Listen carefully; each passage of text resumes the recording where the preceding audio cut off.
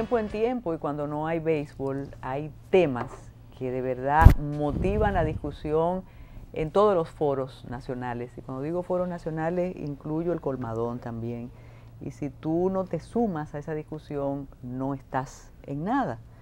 Hay una discusión a partir de la difusión de la sentencia del Tribunal Constitucional que tiene que ver con un caso específico, pero debido a la naturaleza del tribunal, traza pautas generales.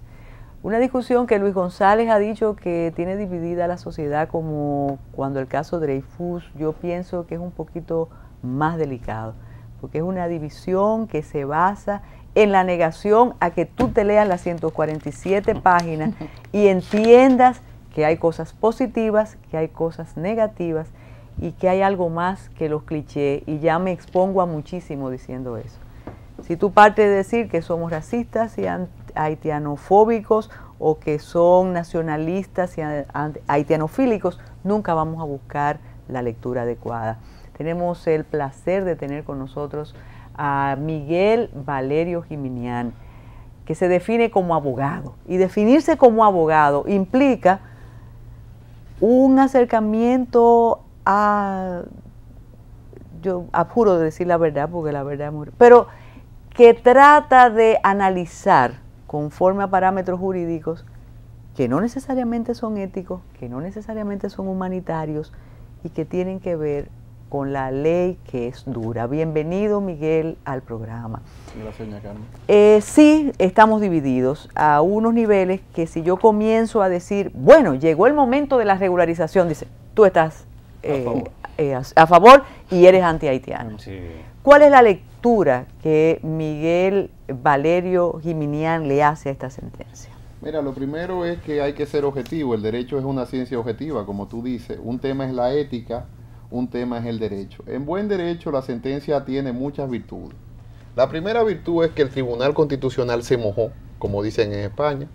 Y eso es bueno, porque aquí los tribunales generalmente no se mojan. Hay un amigo que dice que cuando una sentencia te empieza a favorecer, al final no te favorece cuando se va leyendo. Y más o menos igual pasó con la sentencia. Esta es una sentencia que hay que analizarla en tres sentidos diferentes. Primero, un sentido histórico, que siempre vale la pena en el contexto constitucional. De hecho, el derecho constitucional es un derecho de principio. A mí no es el derecho que más me gusta, porque es un derecho que básicamente se basa en un principio, en este caso, quiénes son nacionales, qué es la soberanía, quién decide quién es la soberanía, y luego cómo se adquiere esa nacionalidad, que esos son puntos también que hay que ver en la sentencia. Luego hay un tema de derechos fundamentales per se, donde yo, por ejemplo, tengo un parecer que no es el normal para las personas que están a favor de la sentencia, como en mi caso, donde yo digo, ni estoy a favor ni en contra. Yo creo que la sentencia lo que hace es que soluciona un problema, y esa es la tercera visión. ¿Por qué digo derechos fundamentales? Porque hay gente que parte del principio de que la nacionalidad no es un derecho fundamental. No, la nacionalidad es un derecho fundamental, eso yo no lo voy a discutir. Como también el tema de la competencia de la Corte Interamericana, tampoco yo la voy a discutir. Yo creo que la Corte Interamericana es competente para solucionar cualquier diferendo que se da con violación a derechos fundamentales en el seno de Estado, una vez que se agotan todas las vías correspondientes. Tampoco yo salgo de ahí. O sea, yo hago un análisis dentro de la Corte y con la Corte.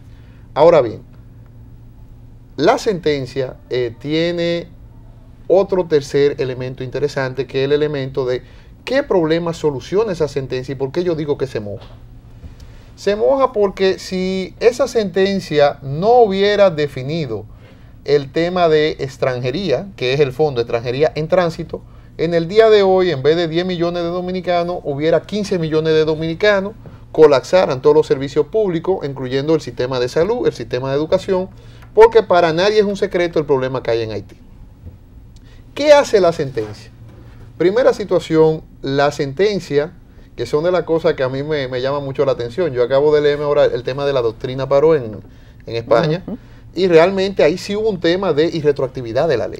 O sea, hay una irretroactividad franca, y había que estar en la Academia Española del 2005-2006, que por suerte yo tuve en ese momento ahí, pudimos analizar esa doctrina y se le aplicó una ley nueva a personas que ya estaban cumpliendo cárcel. Eso es impensable, usted lo sabe mucho más que yo y Luis también. Ahora, en el tema de la sentencia no pasa exactamente eso. Que ese es un tema casi aparte que yo tengo aquí, el aspecto de la retroactividad, que tú haces un sondeo Ujú. y la mayoría dice viola el principio de la irretroactividad de la ley. Ahora vamos a analizar ese punto. Si tú quieres empezamos por ahí. Es un punto interesante, un punto apasionante. De hecho a los penalistas nos gusta mucho Claro. si es retroactivo y retroactiva la ley. El problema es el siguiente. El problema es que la sentencia fija un criterio de interpretación de una situación que empezó en el año 1929, que es el famoso extranjero en tránsito. Hay una sentencia muy famosa que no debió llegar a la corte porque creo que la mamá de la niña, Yanni Bosico, era dominicana, con lo cual eso no debió llegar a la corte. Eso el Estado debió decir de entrada, aquí hay un tema de jus sanguinis y no vamos a discutir eso en la corte, reconocemos esta situación y vamos a cumplirla. En el caso de la sentencia, todas las sentencias entonces tendrían efectos retroactivos porque las sentencias sí pueden decidir situaciones pasadas. Ahora, lo que no puede aplicar una ley nueva a situaciones pasadas. Son cosas muy diferentes. Es una sutileza jurídica, pero es así. Y es importante. Ahora, ¿qué sucedió en la realidad? La realidad es la siguiente. La sentencia hace un análisis del año 1929 hasta el año 1913 sobre el concepto de extranjería. ¿Qué hace un jurista ante esa situación? Usted tiene dos posibilidades concretas. Una, usted dice, bueno, yo no comparto la sentencia por esto, por esto, por esto. Entiendo que el concepto que se le da a extranjero en tránsito no es correcto. Porque al final de cuentas, extranjero en tránsito era una persona de 10 días. Punto 1. Punto 2 sería, yo estoy de acuerdo con la sentencia porque al final de cuentas, mi criterio, por ejemplo el mío muy particular, es que el derecho constitucional fija el principio, ahora hay que buscar interpretación en la ley. Hay que buscar interpretación en los tratados. Hay que buscar interpretación en todo aquello que compone el sistema jurídico porque la torre de cristal es la Constitución arriba. Ahora, la Constitución de por sí, yo siempre lo digo a mis estudiantes, es un derecho muy vacío. Un derecho como sin sabor. General. Es un derecho, me violaron la libertad de empresa, te quité la nacionalidad, pero eso es como que pelliquito y no lo recibo. No vamos a un punto de encuentro de un problema concreto, mataron a uno, violaron un contrato. No, son principios. Ahora, ¿cómo se interpretan esos principios? Tenemos que irnos necesariamente al sistema jurídico. El sistema jurídico, tanto desde el año 1929, como el año 1939, como el año 1948, que hay una sentencia muy interesante que fijó el concepto de las irregularidades en el acta del Estado Civil de la Suprema Corte de Justicia Dominicana a las diferentes constituciones para llegar a la conclusión de que para el sistema jurídico dominicano, un extranjero en tránsito es una persona que no tiene una residencia legal en la República Dominicana. Es un extranjero en tránsito. Ahora, vámonos a filosofía del lenguaje. Claro, cuando usted dice extranjero, si tuviéramos un panel, alguien hubiera interrumpido y dice, es que ese extranjero es haitiano y solo es para los haitianos. Pero esto afecta o beneficia a todos los extranjeros. Correcto. Incluyendo los chinos. Exactamente. Españoles, franceses, Bueno, alemanes. yo he visto claro, la haitianos. mayoría es haitiana, pero Ahí es que está el es otra genocidio. cosa Los otros no han también. reclamado genocidio tampoco. No. Sí, ese es otro asunto. que eso es importante. Ahora que menciona usted genocidio, también se habla de la desnacionalización, de la apatridia y de una deportación masiva. Y yo vuelvo y leo y yo no lo encuentro. Quizás la perspicacia se me ha ido con los años. Pero ¿dónde está la deportación masiva? Mire, bueno, Luis va a En la intervenir, sentencia. No, pero no, está yo bien. sí tengo mi análisis sobre ese tema. Primero, el tema del genocidio como tal. Hay un libro muy interesante que se llama La libertad perdida, que es sobre cómo los nazis fueron disminuyendo las garantías constitucionales, en este caso de una etnia muy clara, la etnia judía. Se hicieron leyes, ninguna dictadura hace cosas a lo loco, sino que se montaron leyes, se fueron haciendo, pero nunca se llegó a un tribunal. No, eso no pasó. Aquí no, aquí un tribunal constitucional de derecho fundamental, que tenemos que acatar las decisiones. El problema de nosotros es que no sabemos acatar las decisiones. Hay una decisión concreta. ¿Qué sucedió? La decisión, también. claro, la decisión dice de manera correcta lo siguiente. El tema de haitiano es un tema que hay que solucionarlo. Pero analiza la constitución haitiana. Entonces vamos al tema de la apatridia. Por eso yo creo en el sistema Bueno, esa es interamericano. una crítica que dicen algunos, que como un tribunal nuestro se pronuncia haciendo referencia a una constitución de otro país. Como lo hizo España, en una sentencia muy interesante, el Tribunal Supremo, analizando la situación de un dominicano que nació en España, que dice que como hay jus sanguinis, aplicaba la Constitución dominicana, porque lo que no se puede hacer es dejarlo sin nacionalidad. Entonces, vamos al análisis. La Convención Interamericana de Derechos Humanos, en el artículo 20, dice que todo el que nace en un territorio tiene derecho a una nacionalidad. El derecho a su nacionalidad es el principio general. Ahora, ese derecho es limitado y dice, salvo que usted tenga derecho a una nacionalidad distinta. Ahí entonces, la Constitución haitiana, en el año 2010, el presidente Martelly, cuando la pronunció, dice, tous les haïtiens, c'est les haïtiens. Todos los haitianos son haitianos. Todos los descendientes haitianos son haitianos. Ese es el principio de la Constitución haitiana. Entonces, hay una colisión en el derecho internacional muy interesante que hay que recurrir a sistemas de ponderación, que a mi amigo constitucionalista no le gusta hacerlo, pero que hay que hacerlo, donde hay que ponderar. Y para ponderar, yo tengo que ponderar la Constitución haitiana. Porque un derecho fundamental se supone que está supraconstitución, supraestado. Está en el tratado. Entonces, ok, vamos a la ponderación. En la ponderación dice, no, apliquemos el artículo 74, no lo puede perjudicar. No es que no lo perjudica. Al contrario, la sentencia lo que dice es, aquella persona que tiene un sistema dudoso de nacionalidad, que lo vamos a analizar también, porque aquí no solamente el tema de hijos de haitianas, que lo han querido, o haitianos, lo quieren derivar ahí, pero hay más cosas todavía. Aquella persona que tiene una nacionalidad por el jus sanguinis, tiene una nacionalidad por el jus sanguinis. Entonces, hay una colisión entre jus soli y jus sanguinis. ¿Qué prima? Sí. ¿Qué prima? Bueno, primaría el jus sanguinis. Prima la sangre donde quiera. Prima, pesa más. Claro. Nace en Plutón. Porque hay un vínculo entre el Estado y el ciudadano. Pero yo creo que hay determinados análisis que critican a otros analistas por prejuiciados y antihaitianos. Hay un prejuicio también porque quieren negarle la posibilidad de recuperar una nacionalidad que le corresponde por jus sanguinis.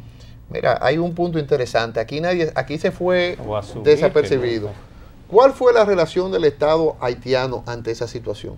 No son ciudadanos, no son míos. Eso llama la atención. Entonces, si era una situación del Estado dominicano... Ratifican el descuido que han tenido con sus nacionales. No hay registro civil. De manera secular, ¿eh? No hay nada. Entonces, ok, posición del Estado haitiano fue invitar al presidente del Senado a que le diga, ustedes tienen que tener estas personas aquí. Esa fue la realidad, ¿eh? Segunda situación, una ex candidata presidencial protesta ante la embajada americana porque dice, esos son ciudadanos dominicanos, no haitianos. O sea, vamos a ser coherentes. Si hay un problema de derechos fundamentales, todos tenemos que querer el derecho fundamental. Ahora, ¿qué fue lo que pasó en la realidad? La realidad es que en el año 2007, gente que hoy que critica esa sentencia porque no se puede tener doble moral. Aquí es habitual, ¿eh? Sí, bueno, correcto. Sí. En la Junta Central Electoral, dígase la señora Aura Celeste Fernández, dígase el licenciado Eddie Olivares, estoy diciendo con nombre porque la resolución ahí, hablaban ya de un plan de regularización de las actas. Ahora, ¿cuál es el problema que tenemos en las actas? Bueno, es que las actas no lo podemos ver como un acto jurídico aislado. Las actas tienen una regulación y se daban dos situaciones, según lo que dice esa resolución de la Junta. Una, superposición de actas, es decir, grapaban documentos. Nosotros sabemos cómo funciona el Estado Civil, usted lo sabe. Usted llevó muchísimos casos porque en la década del 80 había mucho más de eso, de falsedades. Todavía se dan falsedades con peloteros, muchas de actas. Que además es criminal, eso es una infracción de tipo penal. Crimen. Ahora, ¿puedo derivar yo, eso es teoría del derecho pura, de un acto antijurídico derecho? Obviamente que no. Exacto, un principio. Tenemos que hacer una pausa. Vamos a la desnacionalización y a esa negación de un derecho fundamental a esa cantidad de personas que están aquí y tienen la opción de ser dominicanos, aunque son haitianos. Regresamos de inmediato.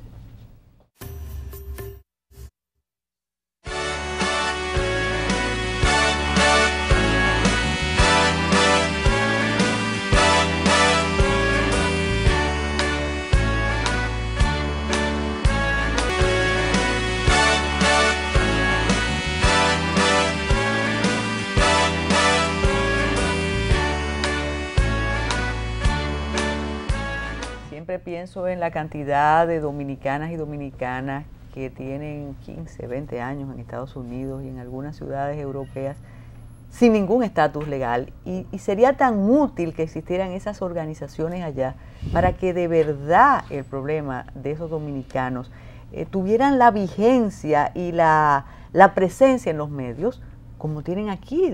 A mí me fascinaría la proporcionalidad. Pero volvemos al asunto. ¿dónde está la apatridia y la desnacionalización? De verdad le pregunto queriendo saberlo.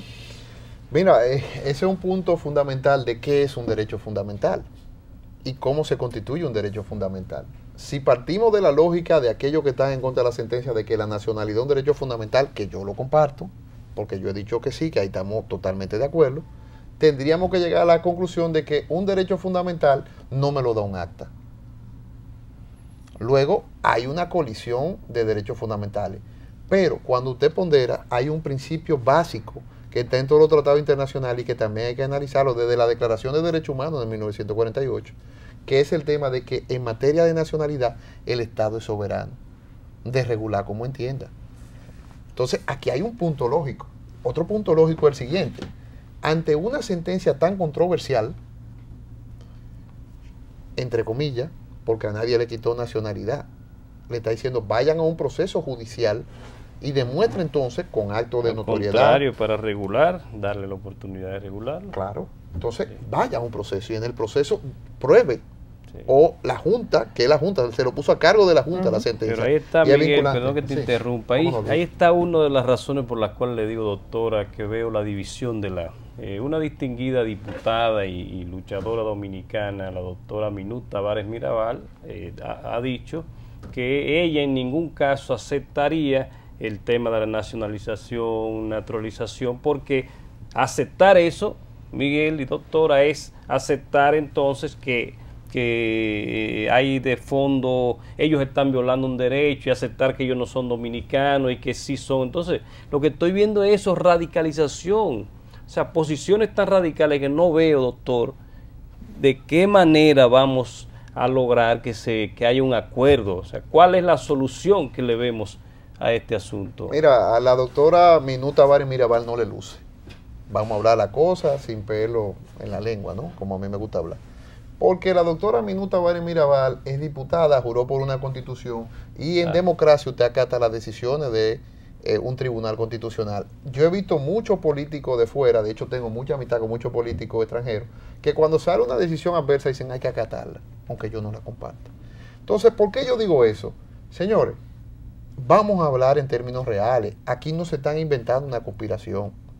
Porque inventarse una conspiración es que nunca pase nada, ¿no? Es que hay dos naciones que ya no están sometiendo al sistema de la OEA, en este caso creo que fue Granadinas and Navy o alguien así, que dijo, van para la OEA a dilucidar el tema de la sentencia. Óyeme, tú eres una diputada del Congreso Nacional. Tú puedes ser sometida como testigo ante un tribunal internacional para que tú declares en contra de tu país. Hay un aspecto que con ese comentario llegamos. Durante 20 años aquí abogamos por la separación de poderes. Y yo sé que ahí adviene todo el argumento que un político controla las altas cortes, que todo es una mascarada, cosa que a mí me gusta discutir y desglosar porque no es tan fácil. Más que fácil, no es tan simple. Entonces, abogamos por la separación de poderes, sin embargo, he visto, y me gustaría su opinión al respecto, cómo hay prácticamente un reclamo al desacato de la decisión del Tribunal Constitucional y tiene un favor en una parte de la población. E incluso le han solicitado al presidente, que es miembro del Poder Ejecutivo, que intervenga y desacate. Se trata de una infantilidad institucional. Sí, es un desconocimiento total de la política. Primero, un desconocimiento totalmente de la política porque usted pertenece a un Estado. Usted juró por una constitución, usted es diputado al Congreso Nacional. Y yo le voy a decir algo, yo al presidente Medina, no tengo el placer de conocerlo, pero a mí la política del presidente Medina muchas veces no me gusta porque él es el del pasito tuntún. Un pasito para adelante y un pasito para atrás. Y en esto no se podía tener pasito tuntún. Primero declaró ante toda la nación que él sentía un tema humano, que es un aspecto a discutir, lo humano versus lo... Que llegó a decir Miguel también que eso pertenece a otro poder. Él debió dejarlo ahí, con esa primera declaración. Eso pertenece a otro poder, yo lo que tengo la responsabilidad de acatar. Entiendo yo que debieron ser las palabras del presidente, que en primera instancia fueron esas, pero como tú dices luego... No, creo que después fue, vio las encuestas Político al Fin vio que más del 65, el 70% de la población apoya la sentencia. Es una realidad. Y eso el maestro Eduardo Jorge Prado, mi profesor muy querido de la universidad, dice que la Constitución la comentamos todo. Sí, pero un 70% de la población apoya la sentencia. Es un dato que está ahí. Sí. Un tribunal altamente político, porque el Tribunal Constitucional, a diferencia de los otros tribunales, es un tribunal político. Decide situaciones políticas. Es su esencia. Es su esencia. Entonces, en ese caso particular, el presidente tuvo que reunir el Consejo de Migración y acatar la decisión. Y van a tener que hacer plan de regularización, le guste o no le guste a la gente.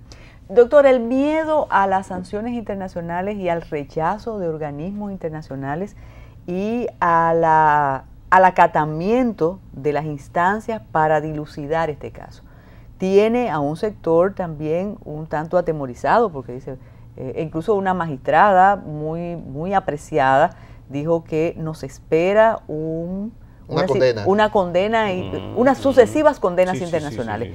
¿Qué piensa Miguel Valerio de esa situación? Mira, ese otro tema, la magistrada Miriam Germán, mi querida amiga inclusive de lazos familiares, creo que se equivoca al tener una posición, porque es que ustedes están en instituciones del Estado, ustedes pueden ser llamados testigos mañana en una corte interamericana, simplemente para que usted declare esa situación. Entonces eso sería un papelazo, que un juez, que un diputado vaya a declarar en contra de una situación del Estado. O sea, es una cosa absurda. Ahora, ¿cuál es el punto sobre la Corte Interamericana? Yo estoy esperando por ahora la decisión sobre lo que pasó en México. Porque en México, si hay algo que quedó probado, fue que era una persona que faltó a la verdad. Inclusive, por cierto, no ha tenido la difusión que ameritaría esa situación. De esa persona? Porque no es verdad que él de la nada va a aparecer ahí. Bueno, mira, doña Carmen y yo hemos hecho una amistad en los últimos meses porque es de la poca gente tolerante. Pero aquí hay un grupo de ONG y de situaciones que hay que evaluar y que realmente reciben fondos para patrocinar situaciones contrarias al régimen de derecho. Eso no es una iniciativa de un dominicano. Déjame ir a México para No, pero lo peor es que en México, ¿cómo una persona me va a decir que no conoce quién es su abuelo, no conoce quiénes son sus hermanos? Bueno, el embajador dominicano en Washington hizo de su columna una denuncia contundente sobre esa situación. Y yo creo que ha sido muy embarazosa, pero no he visto la reacción pertinente, porque volvemos a lo mismo, hemos quitado derechos a una parte importante de habitantes en la isla, hemos desnacionalizado, hemos convertido en apátridas un número importante de dominicanos y dominicanas. No, primero, no eran dominicanos, no hay apatridia, y en segundo lugar hay un punto interesante que usted dice, si nos vamos por el tema de la suplantación de acta y de falsedad, entonces el señor Figueroa Agosto hoy fuera dominicano, porque antes de la Constitución él tenía una acta dominicana, y una cédula, y un pasaporte, una no, tenía 4. Entonces, el tema de la falsedad penal, de la suplantación de acta, es un tema que hay que evaluar, cómo yo de un tema ilegal genero derecho. La segunda situación, que no es tan clara como una falsedad, es la irregularidad. O sea, podía, viendo la ley del moving, viendo el convenio internacional entre Haití y República Dominicana para movilidad, el tratado bilateral, perdón, para movilidad de trabajadores y el estatus que le daba migratorio a esa persona, ¿podía el Tribunal Constitucional tomar otro camino? No podía. La posibilidad de una ley que pronuncie la amnistía a la cantidad de personas que están en esa situación sería una forma disfrazada de desacato a la decisión del Tribunal Constitucional. No, porque el Tribunal Constitucional, la gran bondad que tiene es que dice regularicen la situación. Ya no se podría meter en una decisión del poder. Ahora la realidad de otro poder, como en este caso sería el poder legislativo. Pero el Estado, claro, el Estado en determinado momento determina cómo regulariza una situación. Es una forma de regularización la amnistía. El 29 como año para las desgracias.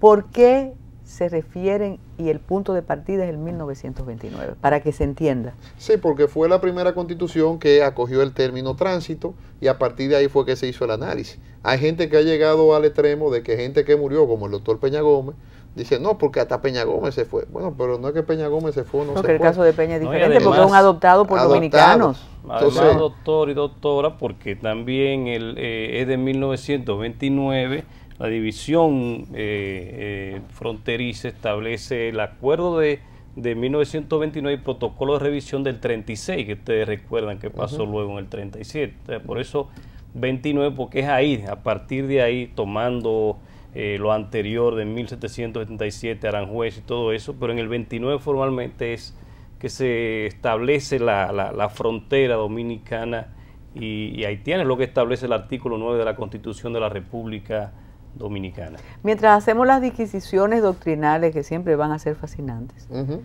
siguen entrando y saliendo personas, siguen atravesando la frontera y no nos atrevemos a enfrentar ese problema. Mira, ahí es que opera lo que han dicho muchas personas, las mafias, que hay que combatirlas porque también eso entra en todo esto. O sea, me parece extraño que aquí no hayamos hecho nada y que ninguna persona que critique el tema haitiano y dominicano critique el muro que están haciendo del lado haitiano para dividirlo de los dominicanos. Me parece extraño también de que se hable de trujillofobia. O sea, mira, vamos a decir la realidad. Este fin de semana en Constanza, creo que un joven dijo, aquí se necesita un Trujillo.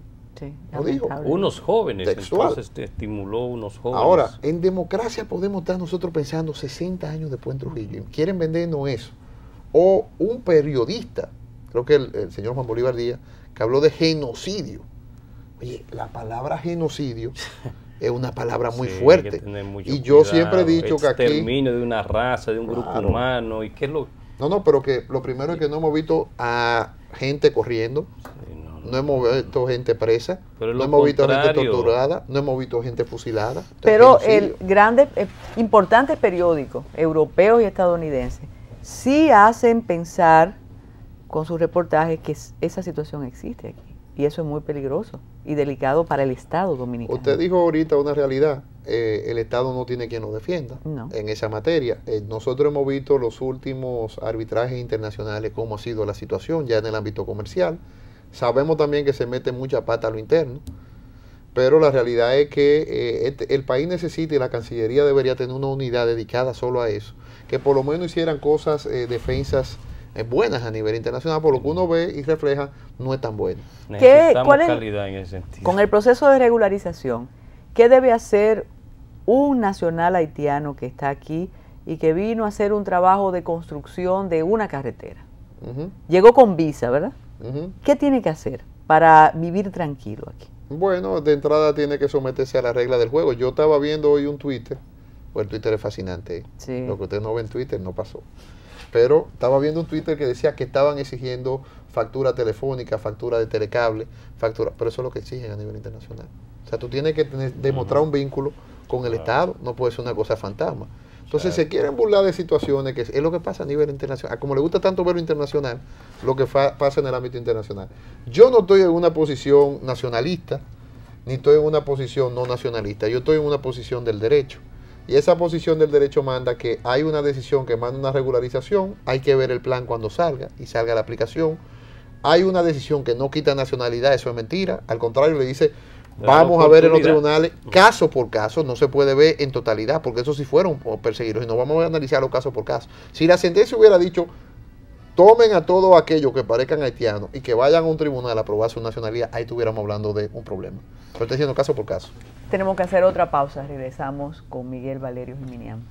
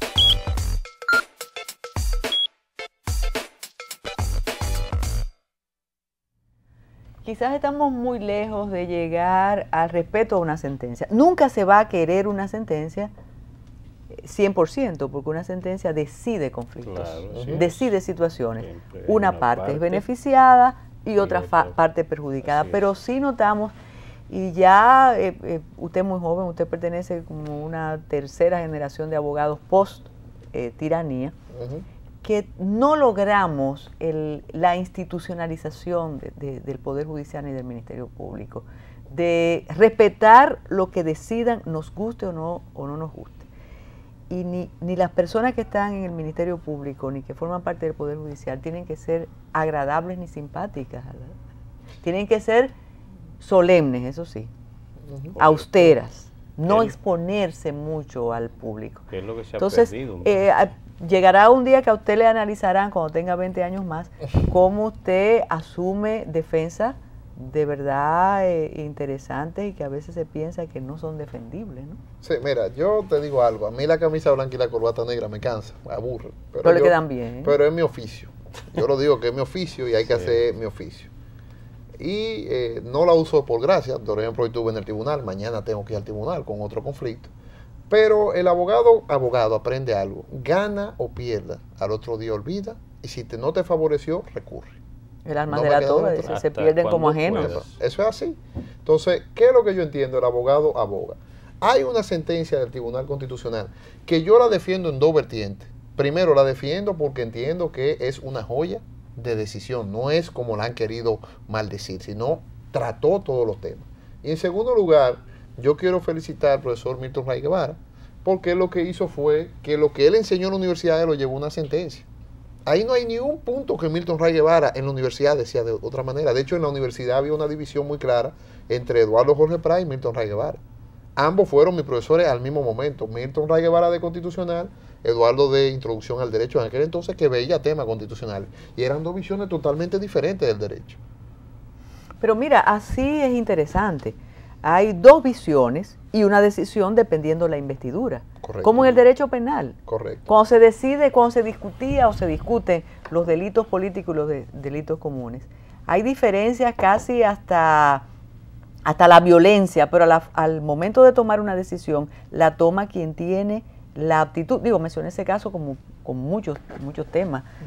Cómo tú enfocas el abuso de confianza, cómo enfocas la estafa, el homicidio voluntario, el asesinato, la violación, todo eso. Entonces, ¿qué debemos perseguir? Que se discutan las opiniones, pero que no haya una agresión doctrinal. Ni personal. Y eso está pasando aquí, Miguel, y eso no es agradable ni augura nada maravilloso, ¿eh? Mira, yo tengo muchos amigos en los medios. De hecho, no me gusta hablar mucho tampoco de los medios, pero me invitan. Y a mí me dicen que yo soy de la extrema derecha algunos. Yo, bueno, yo no soy de la extrema derecha ni conservador. Yo opino en base a lo que veo. Yo estudié la sentencia. Usted dijo una gran verdad. Hay mucha gente que no se ha leído la sentencia y ha hablado de la sentencia. Yo entiendo que la sentencia es una joya, porque es que inclusive analiza situaciones que uno ni pensaba que existían. Eso ya es un gran mérito. Y el Tribunal Constitucional al final de cuentas lo dice, es que se va a solucionar caso por caso para que no se vea el tema poblacional. Pero tenemos la capacidad, doctor, ya estamos en la postrimería del programa, revisar caso por caso y verlo desde 1929 para acá, y que en cada hospital están naciendo de 17 haitianos, incluyendo en el este. ¿Cómo vamos a hacer? ¿Con qué capacidad vamos a asumir lo de esa sentencia, doctor? Mira, yo acabo de leerme la memoria de Tony Blair. Tony Blair le dedica de su memoria como abogado al fin más de 7 capítulos, o más de una memoria muy grande, 900 páginas, un 40 o un 50% a defender su intervención en Irak, con lo cual quiere decir que se ve que eso es lo que más le han criticado. ¿Qué le digo yo? ¿Cómo nosotros podemos hacer eso? Él dice en su memoria de que la política se aprende gobernando. No hay una escuela de gobierno que tú vayas a aprender a gobernar. Entonces ahí está la creatividad del Estado Dominicano en solucionar ese problema. Hay gente que va a entrar en el plan de regularización y que lo va a hacer muy bien, que van a pasar con buenas calificaciones, y hay gente que no lo van a pasar. ¿Y se le impiden a esa gente entrar en el plan? No, eso no es imposible, pues la sentencia manda que se haga la regularización. No, pero hay movimientos que no quieren que eso ocurra. Ah, bueno, pero entonces ahí entra la contradicción. Están llamando a desacatar, doctor. Ahí está la contradicción. O sea, ¿cómo usted, si una ONG para ayudar a personas de inmigrantes, usted no le va a facilitar el camino para que lo abra? Si yo fuera ellos, yo hiciera, mire, esta persona coopera en esta ONG de tal manera, tiene un compromiso con la sociedad dominicana, ha hecho estos aportes. Por ejemplo, el señor Pepe Abreu decía en estos días, de un sindicalista de la Romana, dice, ¿cómo yo voy a estar atacando a un compañero? Es que no es eso lo que dice la sentencia es lo que dice regularización. Si el compañero tiene problemas, él entra, pero le ha hecho un aporte al movimiento sindical. ¿Usted piensa que cuando los casos de regularización sean importantes, la percepción del grupo que apura de la sentencia va a cambiar? Mira, yo digo que hay una cultura del no. Y hay una cultura progre que es decir no. Yo me opongo a todo lo que ellos llaman que el establishment. Para ellos el establishment es un tribunal que no tiene no es precisamente conservador, porque eso hay que decirlo también, ahí no hay conservadores, y aquí se le puede decir así, una situación, habría que decir que la sociedad entera es conservadora, pero yo creo que, por ejemplo, Milton Ray Guevara, hasta por su posición en el tema femenino, tema pro defensa de los derechos de la mujer, pro defensa de los derechos de la víctima, no un agente conservador. Fue vicepresidente del Partido Revolucionario Dominicano. Entonces, no puede ser un agente conservador, no una composición conservadora, de hecho los reformistas tienen poca gente ahí. Entonces, ¿qué es lo que yo digo? 13, claro, ¿qué es lo que yo digo al final de cuentas? Esa cultura progresista, progre, como yo le digo, decir no por no, tampoco vale. Miguel, muchísimas gracias por dedicarnos tu tiempo aquí. Yo sé que esa faena en el tribunal, aunque compensa bastante bien, pero fatiga. Ustedes, buenas noches y buenos días. Buenas noches.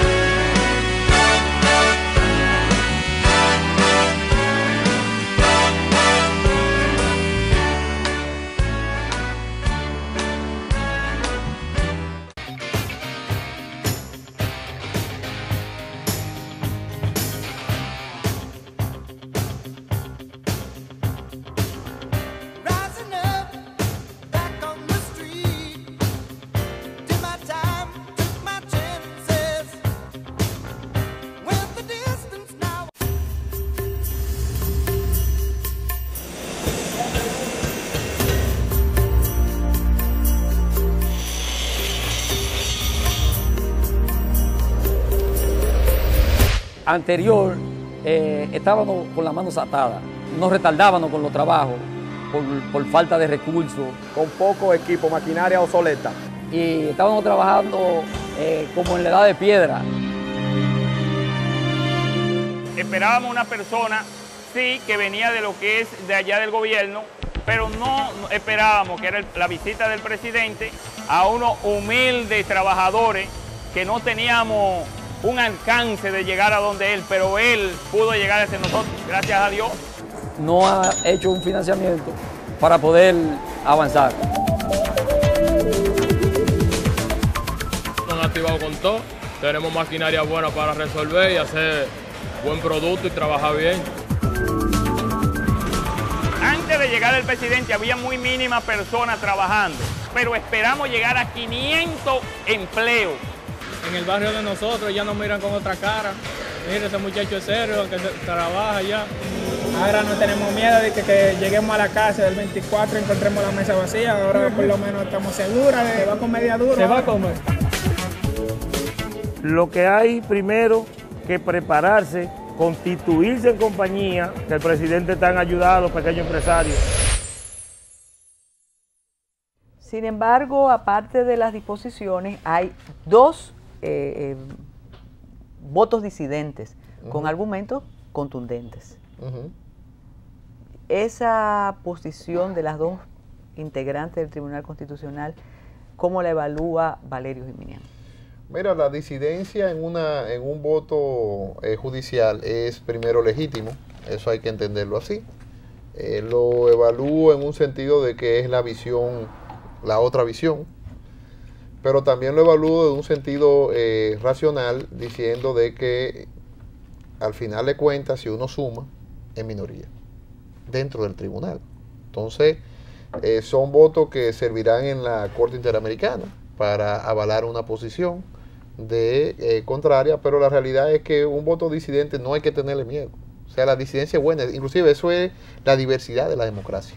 Yo quiero volver a la retroactividad y hay un tema que está a la orden del día, que tiene que ver con el retiro de la querella en contra del antiguo ministro de Obras Públicas, Víctor Díaz Rúa, y del empresario Abu Naba, y de alguna manera tenemos que tocar ese tema.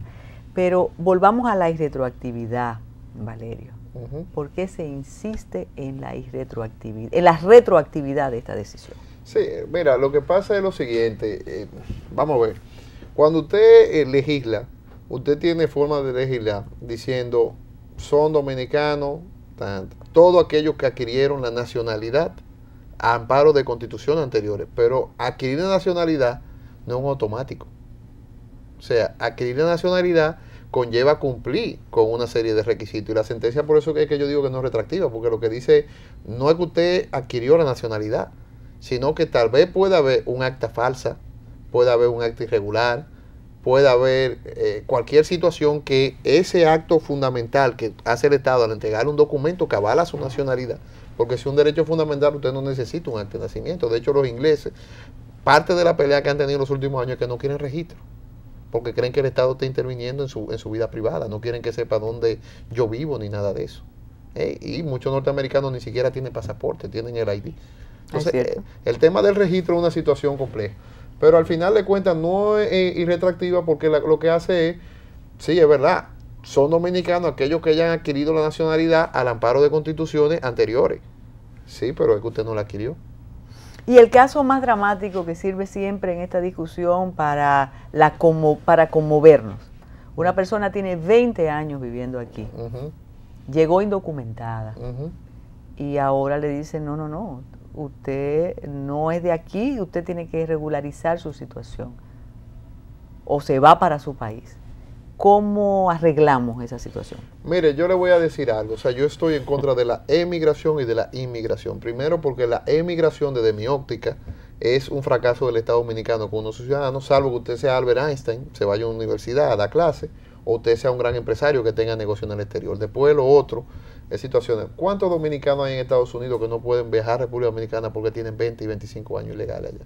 Exactamente. Todos tenemos un primo, un tío. Además, sí, eso es decir, todos tenemos un primo, un tío con esa situación. En ese mismo sentido, a los que señalan los excesos que se supone que tiene la sentencia, acaba de informarse en los medios que más de 13.000 dominicanos han sido deportados por los Estados Unidos. O sea, ejerciendo soberanía. Yo no estoy en contra. Estados Unidos está haciendo lo que debe hacer todo Estado, ejercer soberanía. Si aquel dominicano es ilegal o estaba cumpliendo una pena, lo que sea, decidió enviarlo a su país.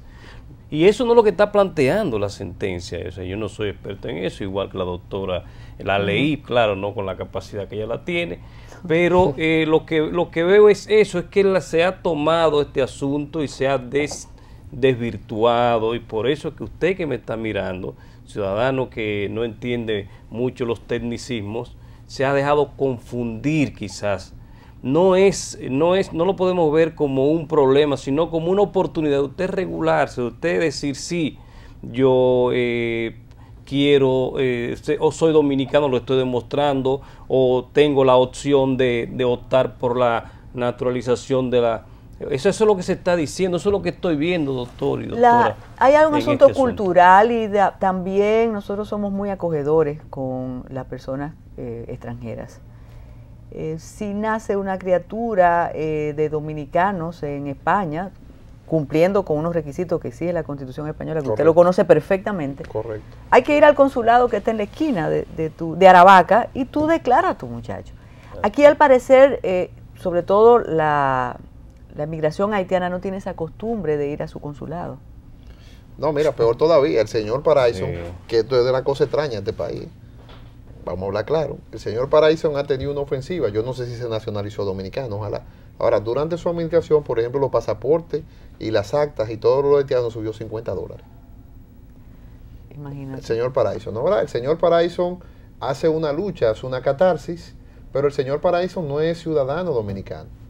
Entonces, ¿cómo una persona puede tener injerencia? Yo le decía a la ONG que hacen el tema haitiano, y mira, voy a decir con mucha sinceridad, Finjo y a Participación Ciudadana, que deberíamos ser coherentes con la injerencia. O sea, cómo el Senado haitiano viene a República Dominicana a reclamar un tema de una sentencia.